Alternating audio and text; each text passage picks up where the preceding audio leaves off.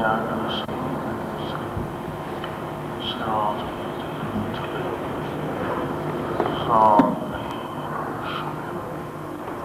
صلوات محمد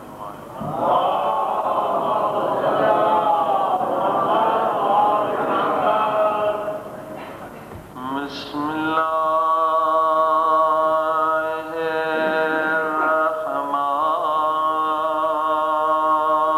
الرحمن الرحيم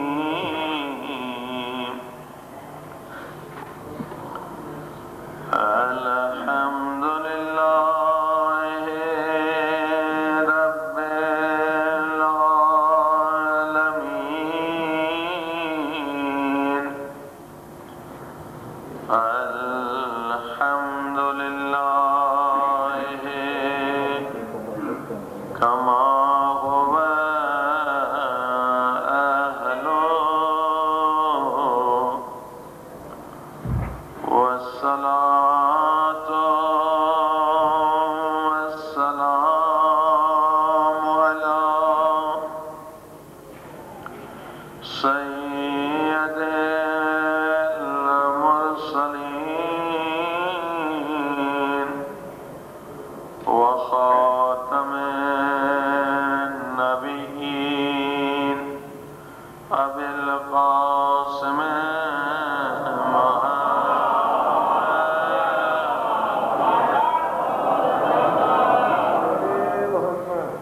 وآله الطيبين الطاهرين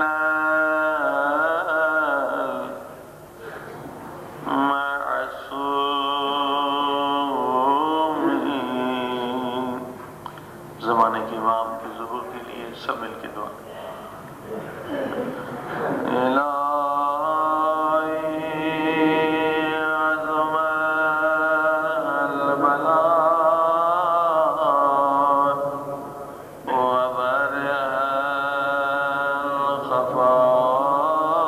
الخفاء وانكشف الغطاء وانقطع الرجاء وضاقت الأرض ومنعت السماء وأنت المستعان وإليك المشتكى وعليك المؤول في شدة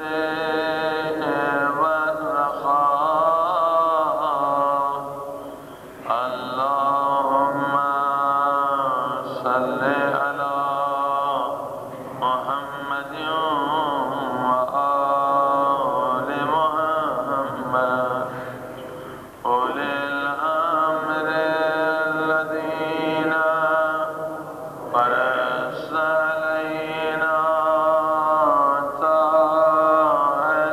طاعتهم وأفتنا بذلك منزلتهم وفرج عنا بحقهم فرجا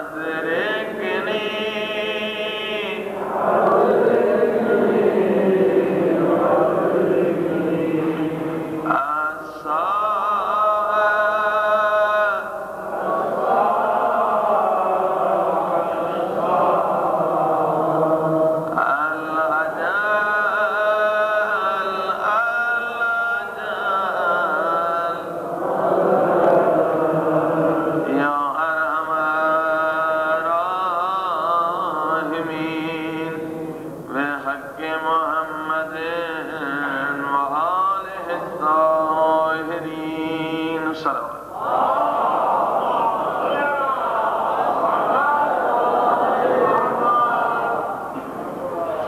अम्मा बाद फ़क़द क़ाल अल्लाहु तबारक व तआला फ़ी किताबिहिल मजीद बिस्मिल्लाहिर रहमानिर रहीम अल्लज़ीना यत्तबिऊन रसूलन नबियल उम्मियल्लज़ी यजिदूनहु मक्तूबन इंदहुम फित्तौरात वल इंजील। सलवात।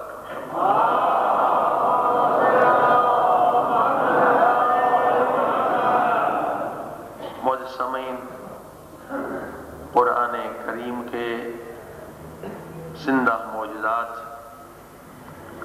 उनमें से ये आयत भी जिंदा मौजूदा है कि अल्लाह सुब्हानहु व तआला का इरशाद हो रहा है कि यजिदूनहु मक्तूबन इंदहुम फित्तौरात वल इंजील। ईसाई जितनी कोशिश कर लें, यहूदी जितनी कोशिश कर लें, मगर मुसलमानों तुम इत्मीनान रखो, तुम्हारे नबी का जिक्र ये मिटा नहीं सकते। तौरात और इंजील में क़यामत तक तुम्हारे नबी का जिक्र रहेगा।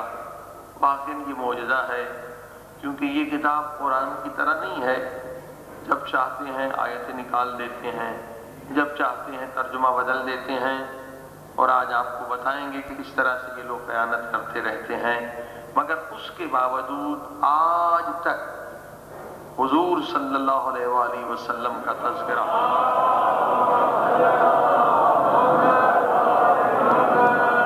हमारे नबी का जिक्र, और न सिर्फ मौला रसूल खुदा का जिक्र बल्कि मौला अली का जिक्र आप सुन रहे हैं कि आज तक इन दोनों किताबों में मौजूद है। कल आपने सुना कि एलिया कौन है, एलिया कौन सी शख्सियत है। जंग खैबर में दूसरे मकामात पर सिर्फ मौला अली ने कहा है कि अना एलिया फिल इंजील। किसी ने आज तक दावा नहीं किया, किसी मजहब के रहबर ने, इमाम ने, रहनुमा ने आज तक नहीं कहा है कि मैं एलिया हूँ। सिर्फ मौला अली ने कहा है कि मैं एलिया हूँ। इंजील में मेरा जिक्र एलिया के नाम से है। तो एलिया कौन है? आपने कल सुना कि एलिया वो है कि जिस जमाने में भी मजलूमों पर जुल्म होता था तो मजलूम जुल्म से निजात के लिए एलिया को पुकारते थे। एलिया कल आपने सुना कि हजरत मूसा के साथ भी हैं और एलिया हजरत ईसा के साथ भी, यानी हर जमाने में है। सलवात पर मोहम्मद वाले।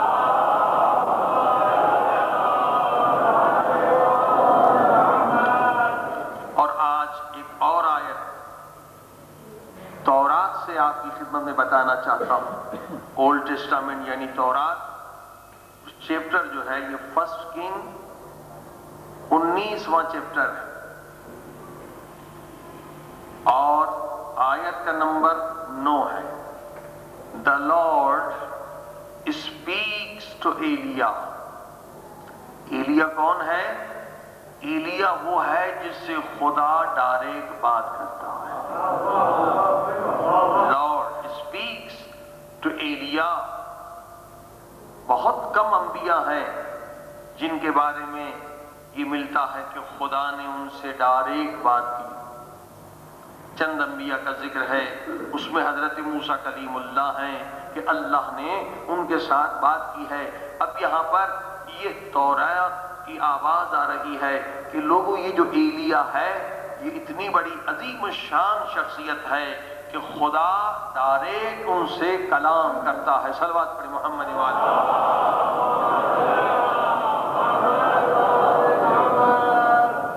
बारह दीगर सलवात पढ़ी मोहम्मद।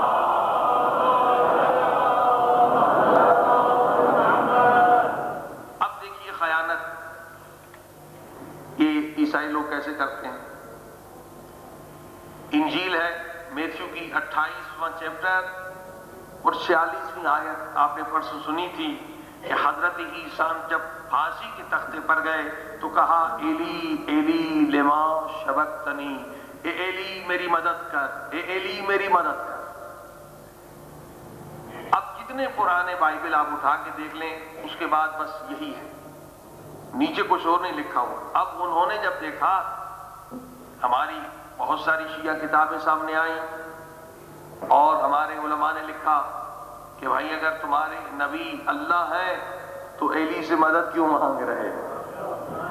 اب انہوں نے کیا کیا، یہ جو ہے لندن سے ہم نے جو سب سے نئی بائبل چھپی ہے، یہ 2 سال پہلے خریدی تھی، اب انہوں نے کیا لکھا ہے، ایلی ایلی لما شبقتنی کے نیچے لکھا ہے۔ پہلے کسی بائبل میں یہ نہیں ہے، کنگ جیمز کی بائبل اٹھا لیں، دوسری بائبل اٹھا لیں، اس میں یہ نہیں ہوگا، لیکن اب انہوں نے لکھنا شروع کر دیا ایلی ایلی لما شبقتنی کے بعد which means my God my God۔ پہلے معنی نہیں لکھتے تھے، اب جب ممبر سے کتابوں سے آنے لگا ایلی ایلی تو اب وہ لکھ رہے ہیں which means my God۔ اس کا معنی یہ ہے کہ حضرت عیسیٰ نے اللہ کو بلایا ہے، علی کو نہیں بلایا ہے۔ صلوات پڑھیں محمد۔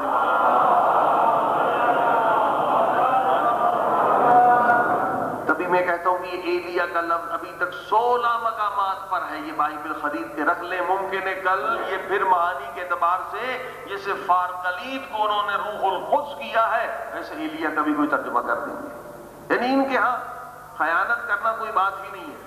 اب لکھا which means my God، مگر سبحان اللہ، دیکھیے اللہ نے ان کا جھوٹ کیسے ظاہر کیا ہے، 2 آیتیں چھوڑ کر، یعنی 49 آیت ایلی ایلی لما شبقتنی، یہ 46 آیت ہے، 2 آیتیں چھوڑ کر 49 آیت میں نیچے ایسا جملہ ہے کہ ان کا جھوٹ بچہ بھی سمجھ سکتا ہے۔ صلوات پڑھی محمد۔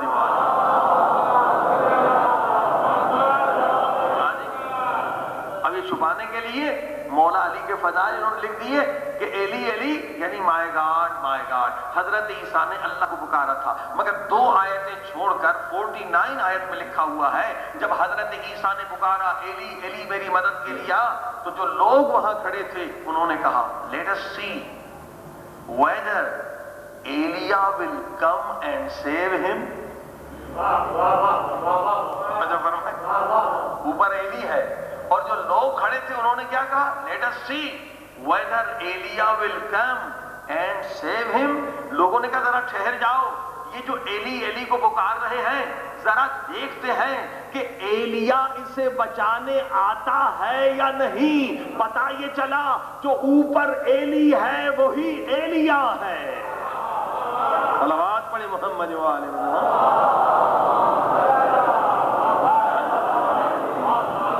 2 آیتوں کے نیچے بالکل صاف لکھا ہوا کہ دیکھو بھائی ایلیا بچانے آتا ہے یا نہیں، تو پتہ یہ چلا کہ حضرت عیسیٰ نے پھانسی کے تختے پر ایلی یعنی ایلیا کو پکارا تھا۔ صلوات پڑھی محمد وآلہ۔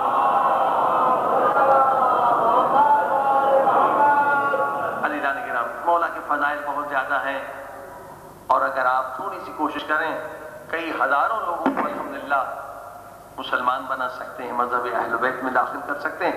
آج کل انٹرنیٹ پر بہت آسان ہے، کچھ گروپس ہیں یوز نیٹ ڈسکشن گروپس، وہاں چلے جائیے، اور ہم نے ایک CD بھی بنائی ہے، آج اس کی کچھ کاپیاں بھی لائے ہیں، انگلش میں ہے 60 کوسچن فار کرسچن، عیسائیوں سے 60 سوال، اور یہ 60 سوال جو ہے آپ یاد کر لیں اور کسی عیسائی سے مناظرہ کریں، یا تو وہ مسلمان ہو جائے گا یا اسے یقین ہو جائے گا کہ میرا مذہب باطل ہے۔ صلوات پڑھی محمد وآلہ۔ اور یہ 60 سوال جو ہے 10-20 سال کی ریسرچ کے بعد بنائے گئے ہیں، تو الحمدللہ ہمارے پاس ہر چیز ہے، قرآن کے اندر ہر چیز ہے، مگر واقعاً قرآن کی عظمت سے ہم اتنے باخبر نہیں ہیں۔ عزیزان گرامی، قرآن آج بھی زندہ موجودہ ہے، قرآن میں کوئی ایسی بیماری نہیں جس کا علاج قرآن میں نہ، مگر قرآن سے مسلمانوں نے جتنا فیض لینا چاہیے نا اتنا فیض نہیں لیا ہے۔ قرآن میں ہر مشکل کا حل ہے، قرآن میں ہر بیماری کا حل موجود ہے، حتیٰ کہ قرآن میں سورہ یاسین میں ایک آیت بھی نہیں، ایک لفظ ایسا ہے کہ اسے خاص وقت میں خاص تعداد میں اگر پڑھا جائے تو جو پیدائشی نابین اور اندھا ہے اسے بھی نور مل جائے۔ مگر یہ معلوم کسے ہے؟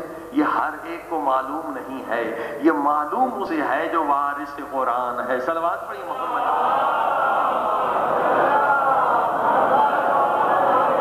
قرآن میں ہر چیز ہے، مگر ثم اورثنا الکتاب الذین اصطفینا من عبادنا، یہ قرآن بے وارث نہیں ہے، اس کے ہم نے وارث بنائے ہیں ان بندوں کو جو مصطفیٰ بندے ہیں، جو ہمارے پسندیدہ چنے ہوئے بندے ہیں۔ عزیزان گرامی، قرآن میں ہر چیز ہے، مگر پتہ اسے ہے جو وارث قرآن ہے۔ اسی لیے قرآن میں ذرا کھولیں، ادھر سورہ الحمد، ادھر سورہ بقرہ، الف لام میم، آج تک کسی نے ترجمہ نہیں لکھا۔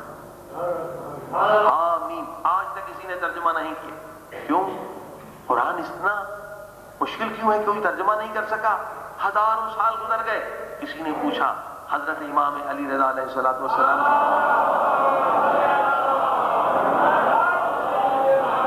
مولا قرآن اتنا مشکل نازل کیوں ہوا؟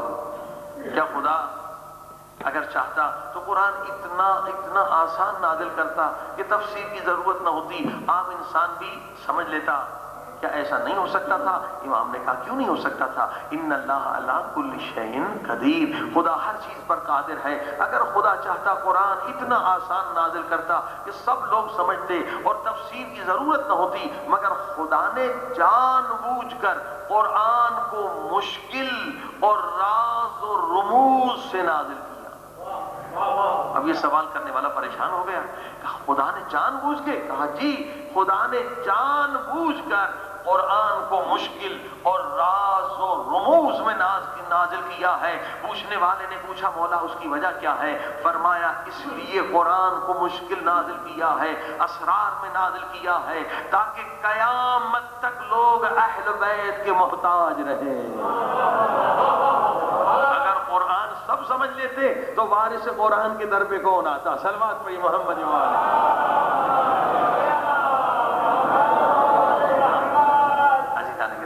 اس لیے کہ قیامت تک دنیا محتاج ہے۔ قرآن کو اگر سمجھنا ہے تو وارث قرآن کے در پہ آنا ہوگا، قرآن سے اگر شفا لینی ہے تو وارث قرآن کے در پہ آنا۔ اکثر مجلس میں ہم یہ مولا کا نسخہ بتاتے ہیں، یہ ایک تحفہ ہے انشاءاللہ آپ سب کے لیے، دوسروں تک دیجیے، تحفہ پہنچائیے حضرت امام جعفر صادق علیہ السلام۔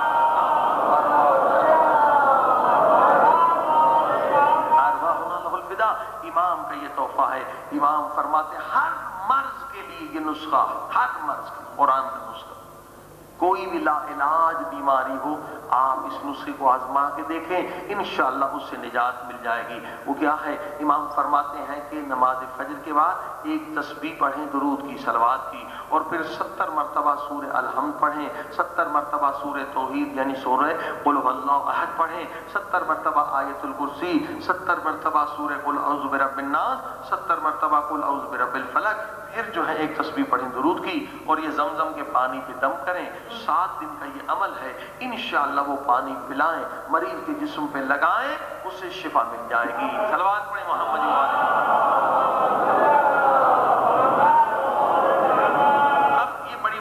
کتابوں میں ہم نے یہ نسخہ پڑھا، ہمیں تو یقین تھا، مگر دل نے چاہا کہ عملاً ایک تجربہ بھی کیا جائے۔ ہمارے ایک دوست ڈاکٹر ابو ظبی میں ہوتے ہیں، کوئٹہ میں بھی آج کل ہوتے ہیں، ان سے میں نے درخواست کی، با عمل ہیں، ہمیشہ وضو سے رہتے ہیں، مریض کو دیکھتے ہیں، درود پڑھتے ہیں، امام زمانہ کی دعا پڑھتے ہیں، کئی سالوں سے ہم انہیں جانتے ہیں۔ میں نے کہا ڈاکٹر صاحب آپ کے یہاں جو مریض آ جائیں نا کینسر کے لا علاج مریض، آپ اس پر عمل کر کے دیکھیے، ہم دیکھنا چاہتے ہیں کہ اس کا نتیجہ کیا ہوتا ہے۔ اب جناب 1 سال کے بعد ڈاکٹر صاحب کے یہاں ملاقات ہوئی، ہم نے ڈاکٹر صاحب بتائیے کیا ہوا؟ وہ تو حیران، بہت خوش، کہنے لگے مولوی صاحب یہ نسخہ کیا معجزہ ہے۔ میں نے کہا ڈاکٹر صاحب ہوا کیا؟ کہا 17 کینسر کے مریض شفا پا چکے ہیں،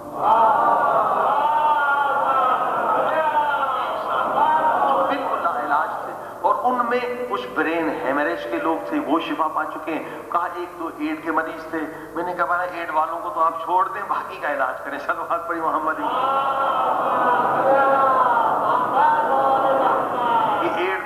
سے عذاب خدا ہے۔ تو عزیزان گرامی دوسرے سال پھر میں نے رپورٹس لی، اس نے کہا الحمدللہ مولوی صاحب اسی طرح سلسلہ جاری ہے، 17 18 20 عزیزان گرامی یہ 4-5 سال سے یہ ڈاکٹر صاحب اس کام میں مشغول تھے۔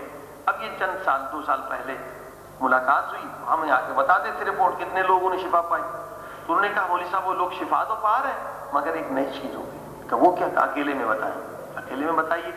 کہا 5 سال ہو گئے تقریباً، 4 سال 5 سال. تو اب ایک مریض آتا ہے دوسرا شروع ہو جاتا ہے تو ناغہ نہیں ہو پا رہا. یہ عمل میں 4-5 سال سے کر رہا ہوں، یعنی 70 مرتبہ سورہ الحم، 70 مرتبہ سورہ توحید، 70 مرتبہ آیت الکرسی، 70 مرتبہ ناس اور فلق. یہ 5 سال ہو گئے. کب مریض تو ٹھیک ہو رہا، اب ایک نئی چیز آ گئی. انہوں نے کہا وہ کیا؟ کہ میں اسپتال میں بیٹھا ہوا تھا تو ایک آواز آئی. وہ کہا میں تمہارا چچا ہوں، مرحوم ہو چکا ہوں. آواز بھی چچا جیسی تھی. کہا بیٹے ہمارے لیے بھی سورہ فاتحہ پڑھ لو. میں نے کہا کیسے پتا چلے کہ آپ میرے چچا ہیں؟ میں تو نہیں دیکھ رہا، یا کوئی جن کی آواز ہے. کہا بیٹے میں زندہ تھا، تم کوئی نشانی پوچھ لو. اب کہا وہ نشانی پوچھنا. کہا بیٹے شادی میں یہ مسئلہ ہوا تھا جو فقط وہ جانتا تھا یا میں جانتا تھا؟ اب مجھے یقین ہو گئی میرے چچا ہیں. اب کہا وہ روحیں آنا شروع ہو گئی ہیں. کہا پھر میرے کوئی اور مرحوم اس کی روح آ گئی اور رشتہ داروں کی روح کہ ہم یہاں پر بہت بیچارے ہیں، ہماری مدد کرو. تو میں نے کہا ٹھیک ہے ہم مدد کریں گے، سورہ قرآن پڑھیں گے، لیکن تم بتاؤ وہاں ہے کیا، قبر میں کیا ہے؟ ہم لوگ تو نہیں آئے. کہا بیٹے مت پوچھو، بس آگ ہے، آگ، گرمی ہے، گرمی. تو میں نے کہا کتنی گرمی ہے؟ تو کہا سبی گئے ہو؟ سبی، ہاں سبی بہت گرم ہے، یعنی 55 56 تک جاتا ہے سینٹی گریڈ. کہا سبی کی گرمی کو 100 سے ضرب لگا دو. کہا تم لوگ جو زندہ ہو تصور نہیں کر سکتے کہ قبر کی گرمی کیا ہے، یہاں کیا ہیٹ ہے، اور یہ ہمارے گناہوں کی گرمی ہے. 50 کو 100 سے ضرب لگاؤ تو بتائیے انسان کباب بن جائے گا. کہا بیٹے ہم اس لیے آتے ہیں کہ ہمارا اعمال نامہ بند ہو گیا، ہم تو کوئی نیکی کر نہیں سکتے، ہم سب سے زیادہ فقیر ہیں. باقی جو مر جاتا ہے وہ سب سے زیادہ فقیر ہے، سب سے زیادہ محتاج ہے. اور تم اگر قبر پہ ہمارے آگے یا کہیں بیٹھ کر ایک سورہ الحم پڑھ دیتے ہو، سورہ انا انزلنا پڑھتے ہو، تو یہ ایسا ہوتا ہے گویا آگ پہ پانی کی بالٹی ڈال رہے ہیں. ہماری قبر ٹھنڈی ہو جاتی ہے. عزیزان گرامی واقعاً مرحومین کو یاد کرنے کی رات ہے، شب قدر ہے، اور سب سے اہم جو ہے نا شب قدر آج کی رات ہے. صلوات پڑھیں محمد وآلہ.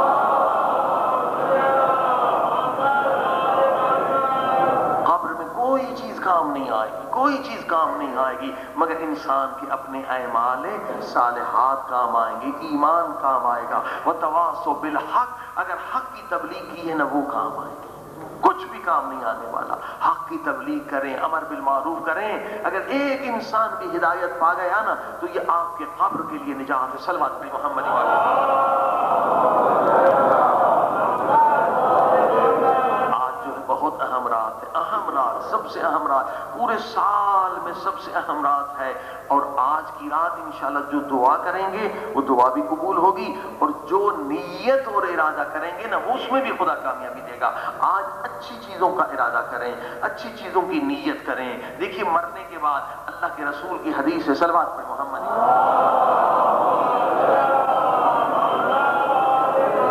اللہ کے رسول فرماتے ہیں لوگوں جب تم مر جاؤ گے قبر میں اعمال نامے کی کتاب بند ہو جائے گی، کوئی نیکی تمہیں وہاں اب دوسری نہیں بڑھ سکتی ہے. جب انسان زندہ ہے تو نیکی کام کرتا ہے تو نیکیاں بڑھتی ہیں، اب اعمال نامہ بند ہو جاتا ہے. مگر لیکن اللہ کے رسول فرماتے ہیں کہ 3 کام کر کے ضرور مرنا. ہاں 3 کام کر کے اپنی حیثیت کے مطابق 3 کام کر کے مرو گے تو کیا ہوگا؟ تمہارا اعمال نامہ بند نہیں ہوگا، اس میں اور نیکیاں آتی رہیں گی، ثواب آتے رہیں گے، عذاب مٹتا رہے گا اور تم جنت تک پہنچ جاؤ گے. وہ 3 کام کیا ہیں؟ فرمایا مرنے سے پہلے کوئی مدرسہ قائم کر کے مرو. ٹھیک ہے، جہاں قرآن کی تعلیم سکھائی جائے، جہاں دین سیکھا جائے، جہاں اہل بیت کے علوم کی بارش ہونے لگے. عزیزان گرامی مدرسہ بنانا، اب آپ کہیں گے بھی 1-2 لاکھ ہمارے پاس کہاں ہے، کہاں سے مدرسہ بنا سکتے ہیں؟ ایسا نہیں ہے. جیسے آپ قربانی نہیں دے سکتے ہیں تو یہ نہیں کہ قربانی میں آپ باہروں آپ 10 آدمی مل کے بکرا لے سکتے ہیں، یہ نہیں کہ ایک ہی ہم بکرا لیں گے تو قربانی دیں گے. اسی طرح سے ایک مدرسہ بنانا ہے. تو آج کل دیکھیے پاکستان میں مدرسوں کی طرح یہ انگلش میڈیم اسکول جو اسلامی شروع ہوئے، اسوا اسکول ہے، الاسر اسکول ہے، بہت سارے اسکول الحمدللہ چل رہے ہیں. اس میں 2 کلاسیں باقاعدہ مذہبی ہوتی ہیں، قرآن کی تلاوت ہوتی ہے، فقہ آل محمد سکھایا جاتا ہے. اور اسکول بنانا بہت آسان ہے. ہم نے خود بھی چند اسکول شروع کیے ہیں، کچھ بھی خرچہ نہیں ہے. 5 آدمی مل لیں، 20,000 روپے پاکستانی ڈال دیں، 20,000 تو 1 لاکھ روپیہ بنتا ہے. 1 लाख میں آپ اسکول شروع کر سکتے ہیں۔ ملتان میں ہم نے شروع کیا ہے، وہاں انگور وغیرہ کی طرف لوگوں نے شروع کیا، کوئی مشکل نہیں، کیا فرنیچر کا خرچہ ہے، پھر تو تنخواہ آتی ہے، ادھر سے فیس بھی آتی ہے، ٹھیک ہے؟ تو وہ 1 سال اگر آپ نے اسکول چلا لیا، اس کے بعد وہ اسکول اپنا خرچہ خود نکال لیتا ہے۔ یعنی 20,000 روپے میں آپ ایک مدرسے کی بنیاد ڈال سکتے ہیں، جہاں صبح صبح بچے قرآن کی تلاوت کریں گے۔ اگر آپ اس دنیا سے مر بھی گئے تو انشاءاللہ قبر میں اس کا ثواب آپ کو ملتا رہے گا۔ صلوات پڑھیں محمد۔ اور واقعاً اس مدرسے میں گیا کہ کتنی پیاری آواز سے چھوٹے چھوٹے معصوم بچے جو گناہ نہیں کر رہے سورہ الحمد پڑھ رہے تھے، سورہ توحید پڑھ رہے تھے، اور پورا 1 گھنٹہ یعنی 20 بچے 50 بچے قرآن پڑھیں تو کس قدر اس آدمی کو ثواب ملے گا جس نے صرف 20,000 روپے خرچ کیے۔ 20,000 کچھ بھی نہیں ہے، اور یہ سلسلہ جاری رہے گا، یہ صدقہ جاریہ ہے۔ اور دوسرا کام کون سا؟ صلوات پڑھی محمد وآلہ محمد۔ ایک اچھی کتاب لکھیں، ایک اچھی کتاب لکھیں یا چھپوا دیں۔ یہ کتاب کی عمر بھی 100 سال تک ہوتی ہے۔ اب کتاب چھپوانے میں کیا خرچہ ہے؟ یہ بھی کوئی زیادہ خرچہ نہیں ہے۔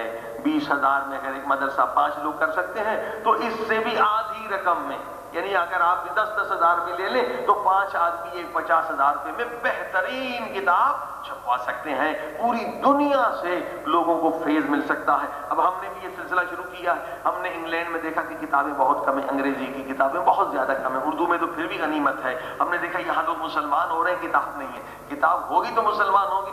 جو لوگ وہ کتابیں جن کو پڑھ کر لوگ مسلمان ہو رہے ہیں، وہ کتابوں کی تعداد 20 ہے۔ ہم دنیا میں کتنے کروڑ شیعہ ہیں؟ 30 کروڑ شیعہ ہیں، اور کتابیں ہماری 20 ہیں۔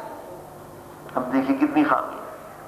حالانکہ ہمارا مذہب اتنا سچا ہے، اتنا حق ہے کہ امریکہ میں دوسرے مذاہب والے ایک امریکنز کو مسلمان کرتے ہیں، کنورٹ کرتے ہیں، 5 سال انہیں پڑھاتے ہیں۔ کئی لوگوں کو ہم نے دیکھا ہیوسٹن میں، لندن میں اور جگہ پر، جو پہلے وہابیوں کے ذریعے سے مسلمان ہوئے تھے پھر وہ شیعہ ہو گئے۔ ہم نے کہا بھئی آپ کیسے شیعہ ہو گئے؟ کہا 5 سال وہابیوں نے ہمیں پڑھایا، اپنے مدرسوں میں رکھا، اور جناب ہم وہاں پڑھتے رہے، انہوں نے ہمیں مسلمان کیا۔ پھر ہمیں ایک کتاب مل گئی تیجانی صاحب کی دین آئی واز گائیڈڈ، ہم نے وہ پڑھ کے شیعہ مذہب کو اختیار کر دیا۔ $2 کی کتاب پڑھ کے وہ شیعہ ہو گئے۔ انہوں نے $1,00,000 خرچ کیے، 5 سال پڑھایا، جو فرمائی آپ نے، لیکن پھر بھی ہم کتاب نہ چھاپے تو یہ ہماری بدقسمتی ہے۔ صلوات پڑھی محمد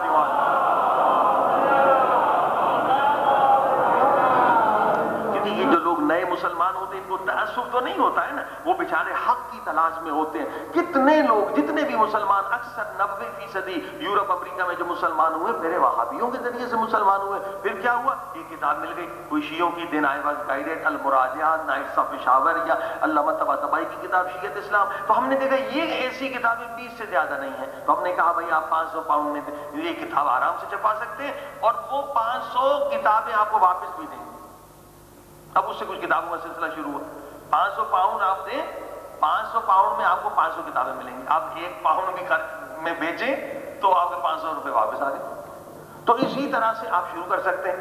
یعنی یہ ہمارا سلسلہ قم میں سے شروع ہے کتابوں کا، کہ بھئی آپ جتنی رقم دیں اتنی ہی رقم کی کتاب آپ کو واپس مل جائیں گی، آپ بیچے پیسے واپس آ جائیں گے، وہ بھی 3 میں 4 مہینے میں کتاب چھپ جائے گی۔ ایک کتاب اگر آپ کی چھپ گئی تو آپ مر بھی گئے تو یہ صدقہ جاریہ ہے۔ صلوات پڑھی محمد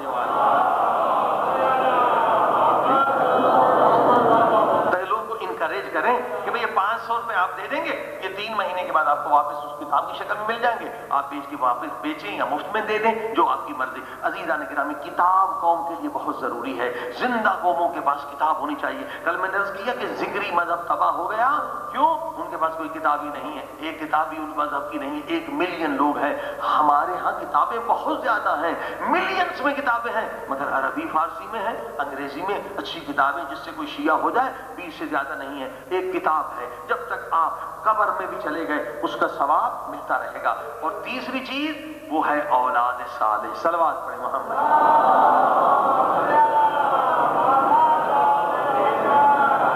اب یہ مجلس میں آپ کیوں آئے ہیں؟ یہ والدین کی ٹریننگ دی ہوئی ہے نا، والد بچپن میں لاتے تھے تو آپ آگے مجلس میں، اب آپ کو بھی ثواب مل رہا ہے، اور اگر والدین کا انتقال ہو گیا تو وہاں ان کو بھی ثواب مل رہا ہے۔ والد نے ٹریننگ کر دیا، دعائے کمیل میں بیٹھنا ہے، رونا ہے، اب وہ والد چلا گیا، بچہ دعائے کمیل پڑھ رہا ہے، اس کو وہاں ثواب مل رہا ہے۔ والد نے سکھایا عزاداری حسین میں آنا، بچہ عزاداری کر رہا ہے، اسے وہاں ثواب مل رہا ہے۔ اولاد صالح صدقہ جاریہ ہے۔ صلوات پڑھیں محمد۔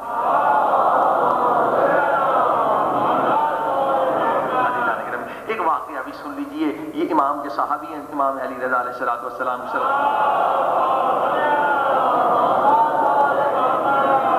کہ مزدور آدمی تھے بیچارے، مزدوری کرتے تھے، جگہ کوئی نہیں تھی، مسافری پہ جاتے تھے، مزدوری جہاں مل گئی، اور بجائے مسافر خانے میں رہنے کے پیسے نہیں ہوتے تو یہ بیچارے قبرستان میں سو جاتے تھے۔ مومن تھے کو لوگ تو ڈرتے ہیں قبرستانوں سے، بھائی مردوں سے کیا ڈرنا، ڈر تو زندہ لوگوں سے ہے، نقصان زندہ دے سکتے، مردہ کیا بیچارہ نقصان دے گا۔ یہ قبرستان میں سو جاتے تھے۔ اب شب جمعہ تھی، اس نے خواب دیکھا، بڑا خوفناک خواب۔ کیا دیکھا کہ قبریں پھٹی ہیں، اس سے مردے نکل رہے ہیں، کسی کی گردن میں سانپ کاٹ رہا، کسی کا پورا بدن بچھوؤں سے، کسی کا پورا بدن آگ کے زنجیروں سے، کسی کے بدن میں تیر لگے ہوئے، ایک عجیب بھیانک منظر تھا۔ یہ ڈر گیا اور یہ سارے مردے آسمان کی طرف دیکھ رہے ہیں۔ شب رحمت ہے نا، سب رحمت میں امیدوار ہیں۔ اچانک آسمان سے فرشتے نازل ہوئے، سارے مردے ان کو گھیرے میں لے لیے، فرشتے سب کو ہٹاتے ہٹاتے ایک قبر میں چلے گئے۔ اس قبر میں جو مردہ تھا اس پر تو اتنا عذاب تھا وہ اٹھ بھی نہیں سکتا تھا۔ وہ ہاتھوں میں کچھ لائے تھے، نورانی پانی، انہوں نے آ کے لگایا، اس مردے کو دیکھا، اس کا آدھا عذاب ختم۔ اب یہ خواب دیکھ رہا ہے، وہ خواب ہی میں ایک مردے سے کہا کہ بھائی اس کا عذاب ختم ہو گیا، تم لوگوں کا عذاب ختم نہیں ہوا، یہ کیا بات ہے؟ کہ ہمیں نہیں معلوم، اس آدمی نے پتہ نہیں دنیا میں کیا اچھا کام کیا ہے۔ کہا یہ پہلے آیا تھا نا تو یہ تو کچھ بھی عذاب نہیں، اس سے بھی زیادہ عذاب تھا، مگر ہر شب جمعہ آتی ہے اس کا عذاب کم ہوتا چلا جاتا ہے، اور اب تو ہمیں لگتا ہے کہ اس کا سارا ہی عذاب ختم ہو جائے گا۔ اب یہ خواب اس نے دیکھا، بیدار ہوا، خواب لکھ لیا کہ خواب سچا ہو یا جھوٹا مجھے کیا پتا، میں 8ویں امام سے پوچھوں گا مولا یہ خواب سچا ہے جھوٹا۔ اب پھر وہ مزدوری، پھر شب جمعہ دوسری آئی، اسی طرح کا خواب، لیکن ایک چیز الگ، دیکھا وہی قبریں پھٹی ہیں، مردے نکلے، سب دیکھ رہے ہیں، مگر کوئی فرشتے نازل نہیں ہوئے۔ اچانک آسمان سے آگ کے تیروں کی بارش ہوئی، ایک قبر، پوری قبر آگ سے بھر گئی، اور وہ مردہ چیخنے لگا، چلانے لگا، کباب ہونے لگا۔ پھر اس نے پوچھا کہ بھائی اس پر عذاب کیوں نازل ہوا؟ کہا بھائی ہمیں نہیں پتا، یہ آدمی، یہ جو مردہ دیکھ رہے ہو، جب پہلے دفن ہوا تھا اس کی قبر میں ایک عذاب نہیں، ایک چونٹی نہیں، ایک بچھو نہیں معلوم۔ ہم سب قبرستان والے حیران ہیں کہ دنیا میں کیا عمل کر کے آیا ہے کہ اب مرنے کے بعد جیسے دن گزرتے جا رہے ہیں عذاب بڑھتا چلا جا رہا ہے، جیسے دن گزرتے جا رہے ہیں خود ہماری عقل پریشان اور حیران۔ اب یہ خواب دیکھنے کے بعد جب بیدار ہوا، یہ انسان بھی پریشان ہو گیا۔ یہ مومن کا بھئی پہلے جا کے تعبیر پوچھنی ہے، سیدھا 8ویں امام علی رضا علیہ السلام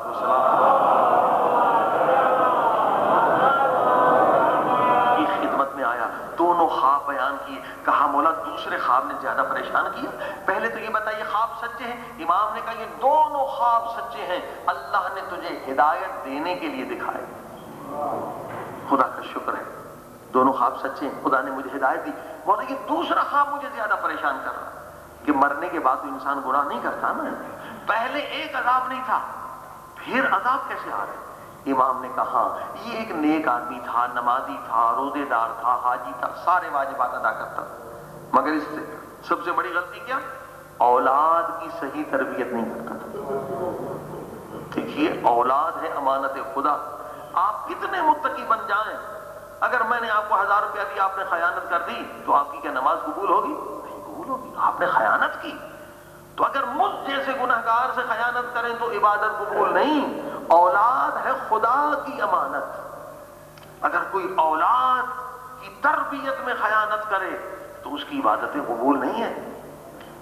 خود نیک تھا مگر اولاد کی صحیح تربیت نہیں کی، اسے پتا تھا کہ اس کی بچے جو نمازی نہیں، خود نماز کے لیے اٹھتا تھا، کتنے بدبخت لوگ آج بھی ہیں خود نماز فجر پڑھتے ہیں، بچے کو نہیں اٹھاتے، یہ دیکھیے کتنی بڑی خیانت۔ کہتے نہیں بچے کو سن، بچپن سے عادت ڈالیں کہ رکھا ہے، بالغ بھی نہیں ہے، 8 برس کا 9 برس کا، عادت ڈالیں.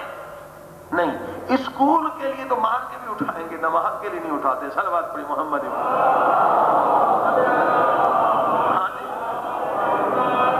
اسکول میں فیس دیتے ہیں کہ نقصان ہو جائے گا.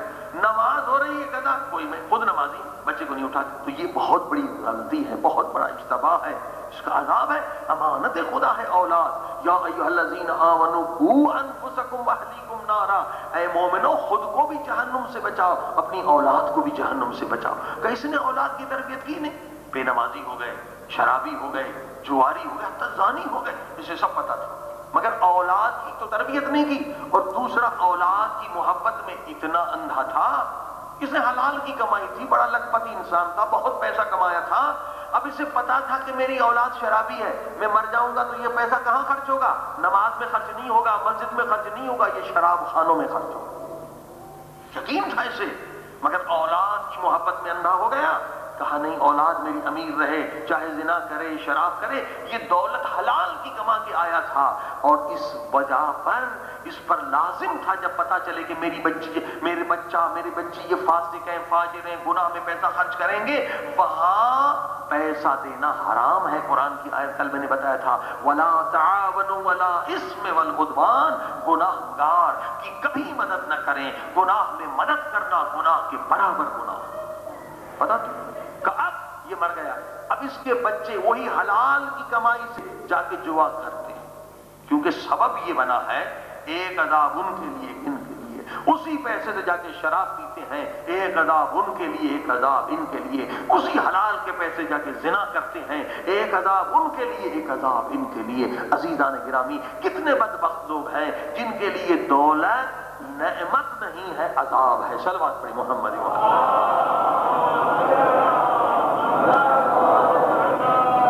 امام نے فرمایا وہ جو دوسرا پہلا خواب تو نے دیکھا، وہ انسان بہت بڑا گناہگار تھا، مگر اللہ نے مرنے سے پہلے اسے ہدایت دی. اس نے دیکھا اس کے شہر کے بچے ایسے ہی فالتو ٹائم ضائع کر رہے ہیں، ادھر ادھر کھیل کود میں اپنا وقت برباد کر رہے ہیں، کوئی تربیت نہیں. اس نے کیا کیا کہ مدرسہ قائم کیا. ہاں، کہ شب جمعہ آئیں، بچے قرآن پڑھیں، بچے دین سیکھیں، اخلاق سیکھیں، اہل بیت کا کردار سیکھیں، سیرت اہل بیت پر عمل کریں. اب کیا ہوتا ہے، اس نے بہت محنت کی، لوگوں نے مخالفت کی، تانے دیے، یہ کیا، پرواہ نہیں کی، کیونکہ نیک کام کریں گے تو لوگ غلط سلط بھی بات کرتے ہیں. الحمدللہ وہ مدرسہ قائم ہو گیا. اب کیا ہوتا ہے، وہ یہ تو مر گیا، مگر شب جمعہ 100 بچے، 50 بچے، 40 بچے آتے ہیں وہاں قرآن پڑھنے. تو کیونکہ اس نے بنیاد رکھی ہے نا، جو بھی نیک کام آپ کریں، جس نے بنیاد رکھی ہے اسے بھی ثواب ملے گا، اور جو آگے وہ کام کرے گا اسے بھی ثواب ملے گا. امام نے کہا اب انشاءاللہ ہر شب جمعہ بچے آتے رہیں گے، قرآن پڑھتے رہیں گے، نماز پڑھتے رہیں گے، ایک دن اس کا سارا عذاب ختم ہو جائے گا. صلوات پڑھو.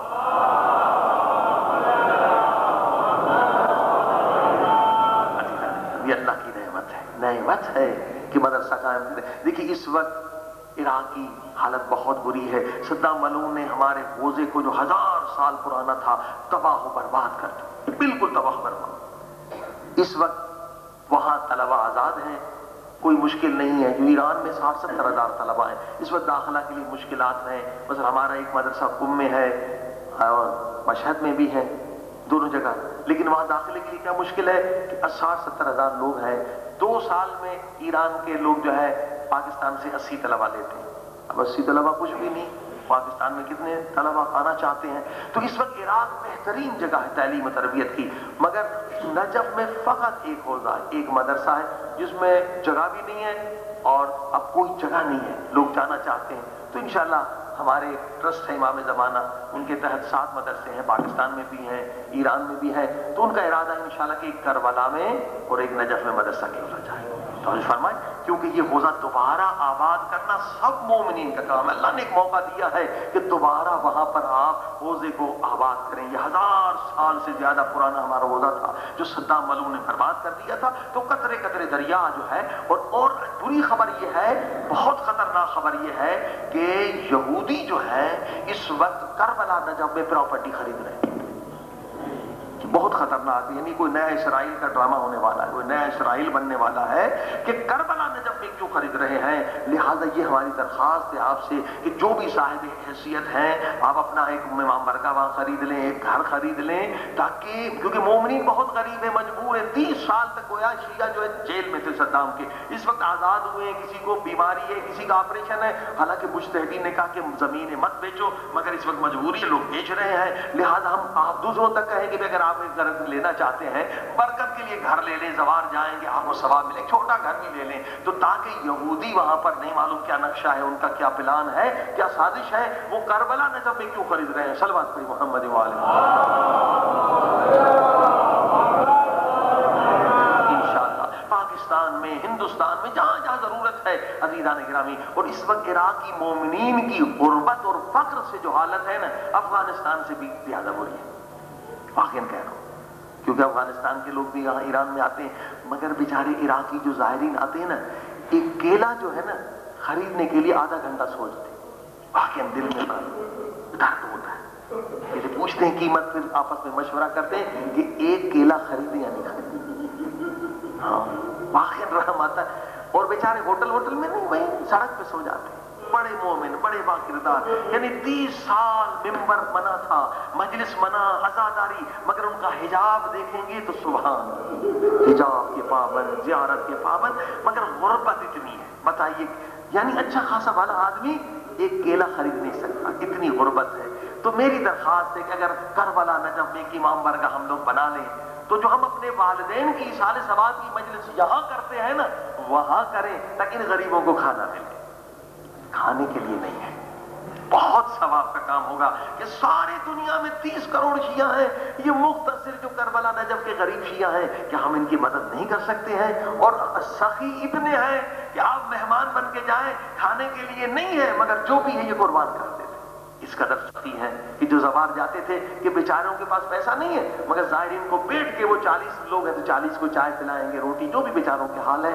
تو عزیزان گرامی ایک دوسرے کی مدد کرنا ہے، یہ نیت کر لیں، ارادہ کر لیں کہ انشاءاللہ اسی طرح سے ایسا بڑا حسینیہ کربلا میں ہو، نجف میں ہو، تو ہمارے کتنے لوگ ہیں ایصال ثواب کی مجلسوں کا، ہم مثلا کراچی میں ہوتے تھے، دن میں 10 ایصال ثواب کی مجلس صرف ہمیں دعوت ملتی تھی، اور اس کا نظر اتنا آتا تھا کہ ایک ہفتے میں ختم نہیں ہوتا، اتنا نظر الحمدللہ لوگ کرتے ہیں کراچی میں، دوسرے جگہوں پر۔ تو ہم وہی ایصال ثواب کی مجلس وہاں کیوں نہ کریں جہاں لوگ غریب ہیں، فقیر ہیں؟ صلوات پڑھی محمد و آلہ۔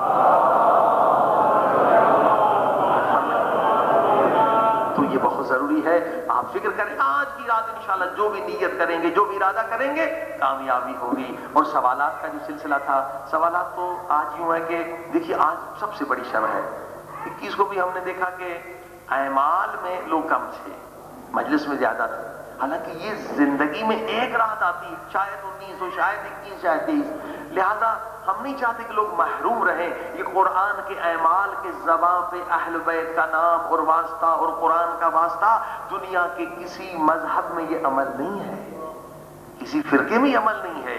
یہ شیعہ مذہب کے لیے افتخار ہے کہ شب قدر ہم ایسے اعمال کرتے ہیں کہ کوئی کتنا بھی گناہگار ہو، سر پہ قرآن ہوگا، زبان پہ حسین کا واسطہ، خدا کیسے رد کرے گا؟ آنکھوں میں آنسو ہوگا۔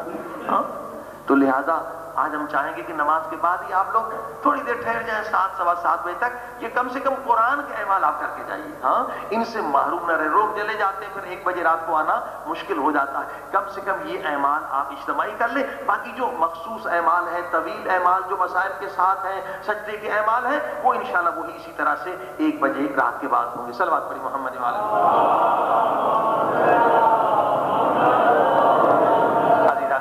اب وہ مسئلہ بار بار لوگ پوچھ رہے تھے کہ تشہد میں علی ولی اللہ کا مسئلہ، دیکھیے علی ولی اللہ ہماری پہچان ہے، علی ولی اللہ ہماری جان ہے، علی ولی اللہ پر ہر شیعہ قربان ہے، مگر کچھ خون حسین کے تاجروں نے علی ولی اللہ کا مسئلہ جو اتفاق اور اتحاد کا مسئلہ ہے وہ ایسے پیش کیا ہے تاکہ شیعہ میں اختلاف کرے۔ ہاں حالانکہ علی ولی اللہ تو ہمارے اتفاق کی اور اتحاد کی نشانی ہے، مگر بعض فاسق فاجروں نے یہ سازش کی ہے کہ علی ولی اللہ کے نعرے کے ذریعے سے اسے ایسے انداز سے پیش کرو کہ شیعہ میں اختلاف ہو جائے۔ اب پنجاب میں کتنی مسجدوں میں دو نمازیں ہو رہی ہیں، لڑائیاں ہو رہی ہیں، جھگڑے ہو رہے ہیں، ایک دوسرے پر لان تان ہو رہی ہے۔ تو اس سال پورا عشرہ ہم نے اس موضوع پر پڑھا تھا، کراچی میں بھی اور شارجہ میں بھی۔ تو یہ دونوں مجالس جو ہے سی ڈی پر موجود ہیں، آپ لوگ لے لیں، اور خصوصاً 13 تاریخ کی ویڈیو کی مجلس جو شارجہ کی ہے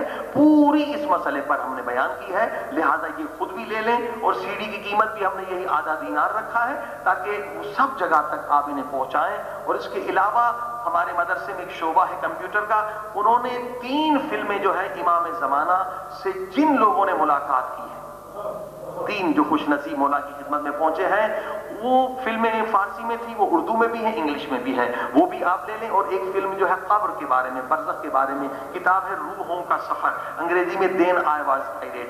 یہ اتنی اچھی کتاب ہے آیت اللہ کی کہ اگر پوچھانے کی کتاب ہے کہ اگر کوئی پڑھ لے، کئی لوگوں کو ہم نے دی، اس کے پڑھنے کے بعد لوگوں نے نماز تہجد شروع کر دیا قبر کے بارے میں کہ مرنے کے بعد کیا ہوگا، اور کئی خواتین نے جو ہے حجاب کر دیا۔ اس کتاب پر بھی فلم ہے، وہ بھی اسی اردو فلم میں ساتھ ہے، انگریزی والی میں نہیں ہے، کہ قبر میں کیا ہوگا۔ قبر میں صرف یہ سوال نہیں ہوں گے من ربک، اور بھی سوالات ہوتے ہیں جس کے بارے میں لوگوں کو پتا نہیں ہے۔ یہ بہت ضروری فلم ہے، انگلینڈ ہم لے کر گئے تھے، لوگوں نے بہت پسند کی، اور اس سے بہت لوگوں نے ہدایت کی۔ اور وہ 60 کوسچن والی سی ڈی بھی انگلش میں آپ لے سکتے ہیں۔ مجلس کے بعد صلوات پڑھی محمد و آل محمد۔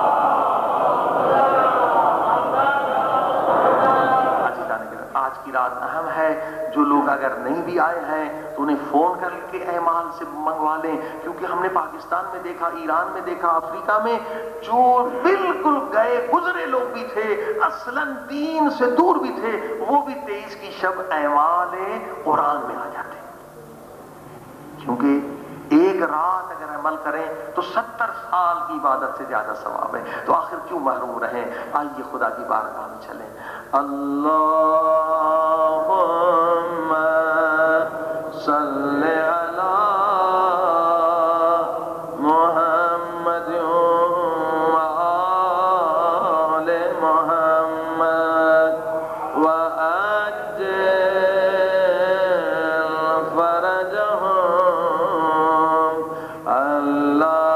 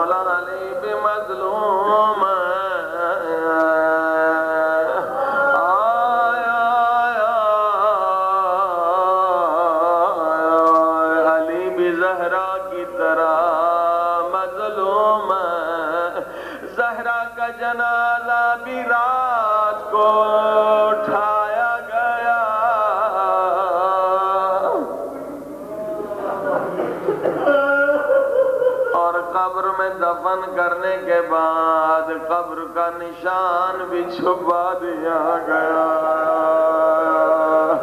علی کا جنازہ بھی رات کو اٹھایا گیا اور قبر میں دفن کرنے کے بعد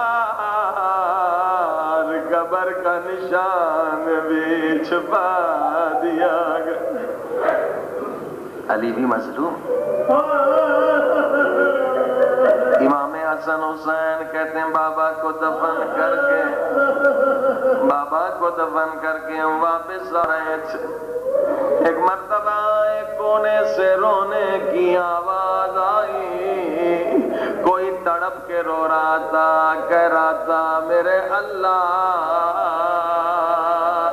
3 راتیں گزر گئیں، میرا دوست نہیں آیا۔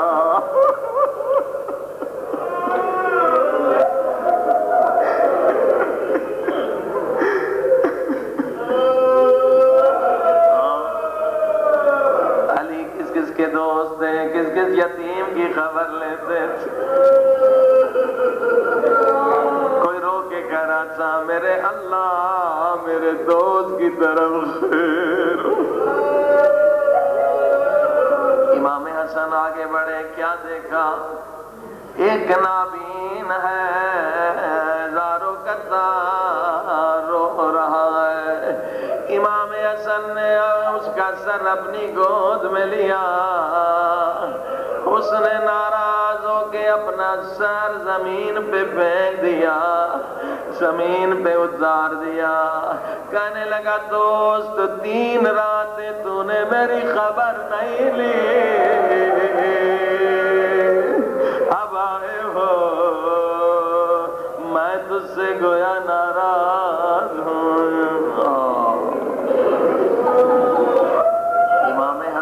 امام حسن نے فرمایا اے پیر مرد، ہم اور ہیں، تو کسی اور کا انتظار کر رہا، میں حسن ہوں، یہ میرا بھائی حسین ہے۔ اس بوڑھے نے کہا شہزادو میں تم پہ قربان، میرا دوست 3 راتوں سے نہیں آیا۔ انہوں نے پوچھا کون تیرا دوست تھا؟ کہا آدھی رات کو ایک اللہ کا ولی آتا تھا، پوری رات عبادت میں گزارتا تھا، جب دعا پڑھتا تھا زمین سے بھی گویا وہی دعا کی آوازیں بلند ہوتی تھی۔ وہ اتنا میرا پیارا دوست تھا، مجھے اپنے ہاتھوں سے کھانا کھلاتا تھا، جب میں مریض ہو جاتا تھا میرا سر دباتا تھا، جب میں بیمار ہو جاتا تھا میرا پاؤں دباتا تھا۔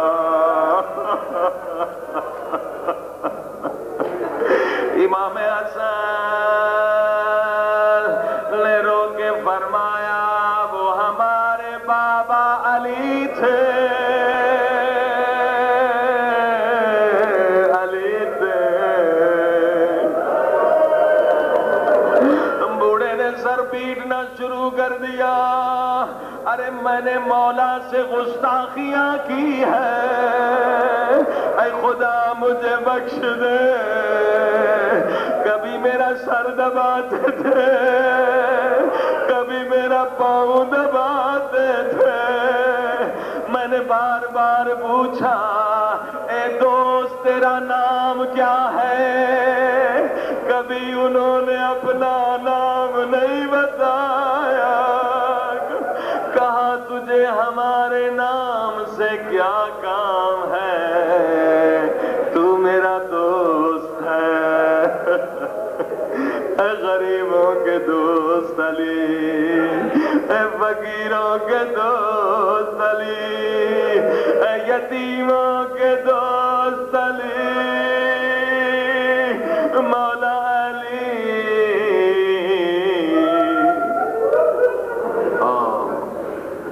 اس بوڑھے نے ماتم کرنا شروع کر دیا، کہنے لگا شہزادو اللہ کے واسطے مجھے قبر مولا علی پہ لے چلو، میں علی سے عذر خواہی کروں گا، مولا مجھے معاف کر دیجئے، میں نے آپ سے کام لیا۔ لیا امام حسن حسین اس بوڑھے نابین کو قبر مولا پر، ایک مرتبہ قبر علی سے لپٹ کے بہت روئے، ایک مرتبہ فریاد کی میرے اللہ جب میرا مولا نہ رہا اب میں بھی دنیا میں رہنا نہیں چاہتا، ایک مرتبہ گردن ڈھلک گئی، امام حسن حسین کی آواز آئی انا للہ،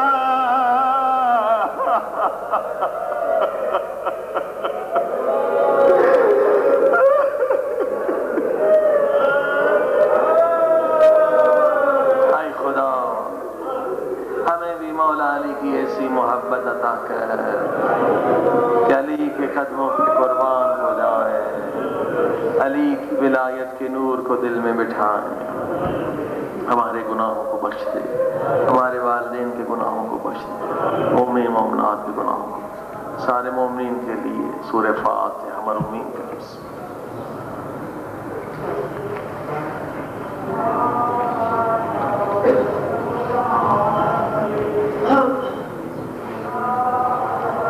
سیڑھیاں جنہیں لینی ہے وہ سامنے اسٹیج پر لے سکتے ہیں۔